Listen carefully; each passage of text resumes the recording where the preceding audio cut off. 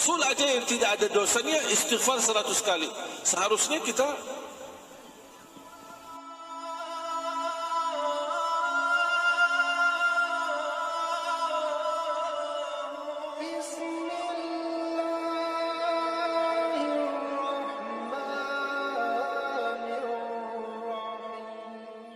ulama berkata la saghirata ma'al israr, yang terulang berkali-kali bukan kecil lagi, sudah menjadi besar. Wala kabirata ma'al istighfar, tidak ada dosa besar yang bisa melawan istighfar. Makanya bahagia seorang yang suka beristighfar.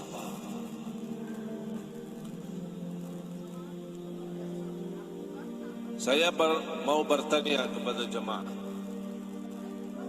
sehari-hari istighfar rutin berapa? Yo, berapa banyak sehari istighfar? Cuma pas ketika ditembak musibah, astagfirullahaladzim, itu aja. Pernah enggak rutin istighfar? Maksudnya apa rutin? Sebagaimana kita ambil air wudu ketika waktu salat dan berdiri di tempat musalla, tempat salat dan salat. Itu kan namanya rutin. Pernah enggak ada istighfar yang rutin?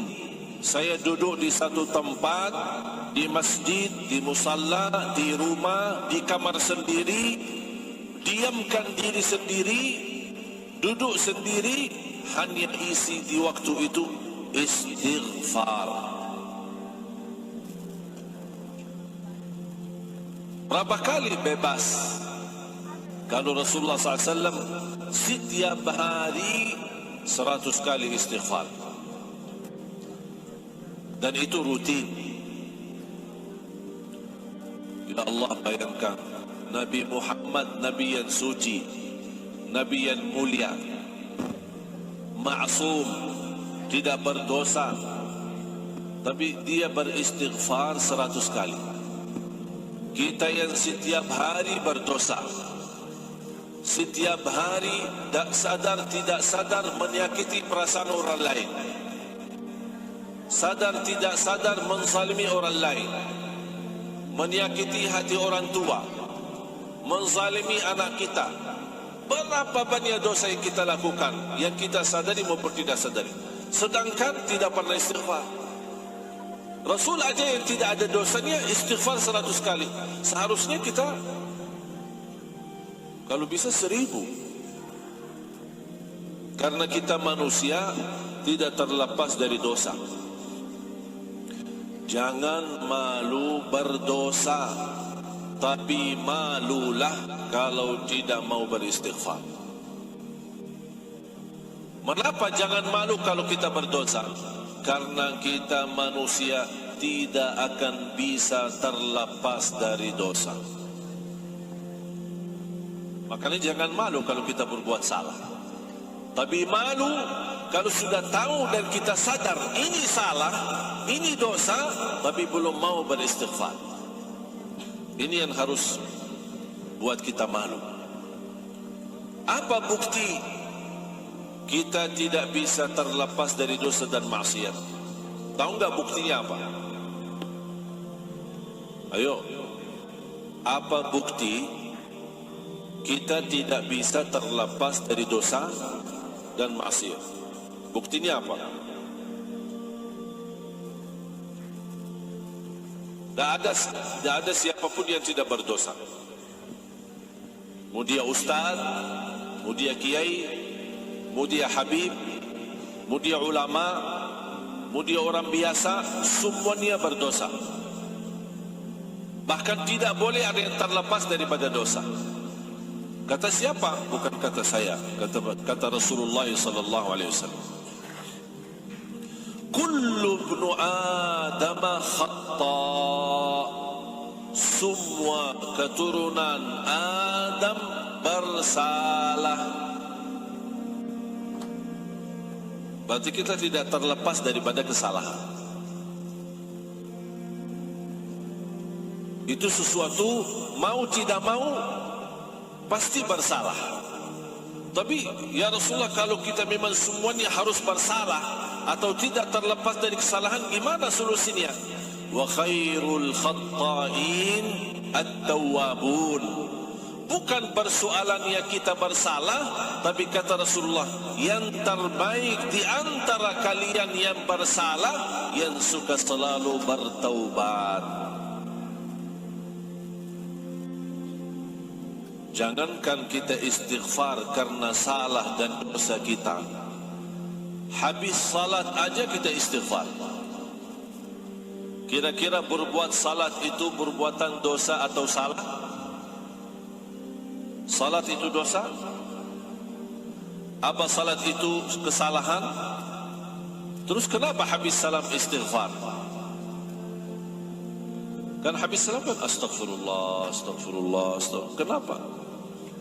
Kan disuruh istighfar karena dosa, istighfar karena salah.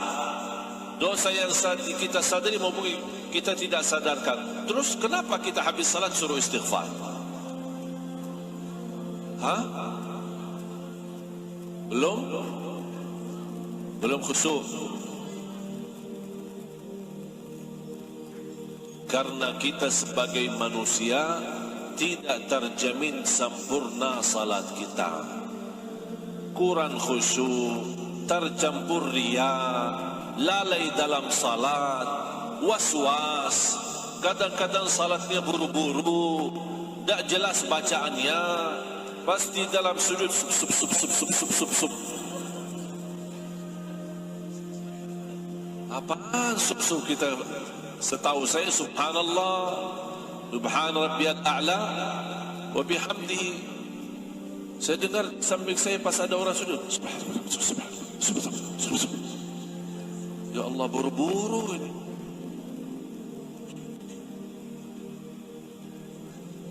Atau bacaan ini, bacaan ayat-ayat Al-Quran terlalu cepat. Bismillahirrahmanirrahim. Apalagi kalau sir. Kalau jahar masih kita bisa. Kalau sir,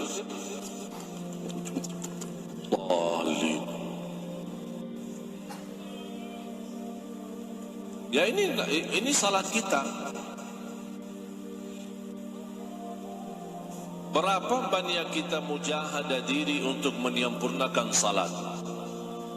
Pernah enggak Bapak Ibu bertanya diri, apakah salat saya sudah benar belum? Pernah duduk bersama diri sendiri muhasabah dan bertanya diri, apakah salat saya sudah fantas diterima Allah atau belum? Atau hanya kita menjalani salat karena perintah, sebuah tugas, mau lepaskan diri dari tugas itu?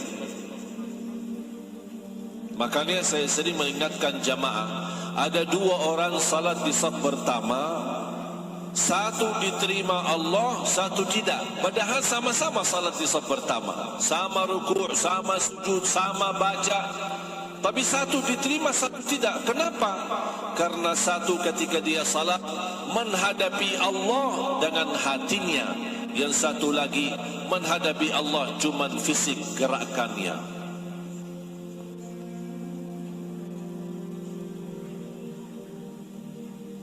Apalagi kalau kita masuk masjid, melihat orang-orang yang sedang salat sunnah qabliyah atau salat tahiyatul masjid.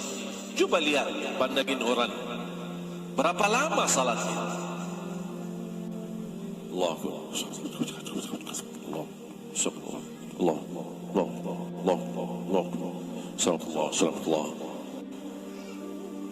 Saya bayangkan mau baca secepat-cepatnya baca Al-Fatihah, dia sudah selesai satu rakaat, saya belum selesai surat Al-Fatihah. Habis selesai selamat Allah, ya Allah mohon diterima. Apaan yang diterima? Apaan yang diterima? Yang mana maksudnya yang diterima? Ibadahnya atau fisiknya? Gerakannya cuma gerakan saja. Dan disitulah Bapak Ibu mulai banyak masalah di dalam kehidupan kita karena salat kita belum beres.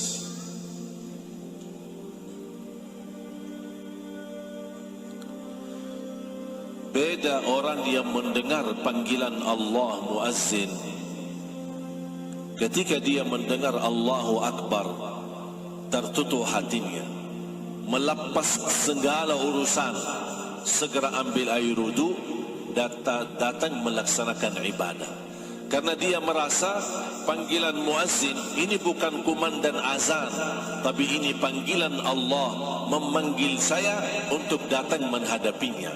Dan saya cinta kepada Allah, makanya ketika mendengar azan tersentuh hatinya dan dia lepaskan segala kerjaannya. Makanya salatnya dia jauh lebih nikmat daripada orang yang hanya datang pas ketika ada waktu dia melaksanakan salat.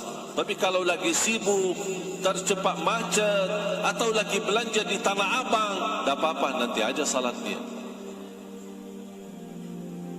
Gampang.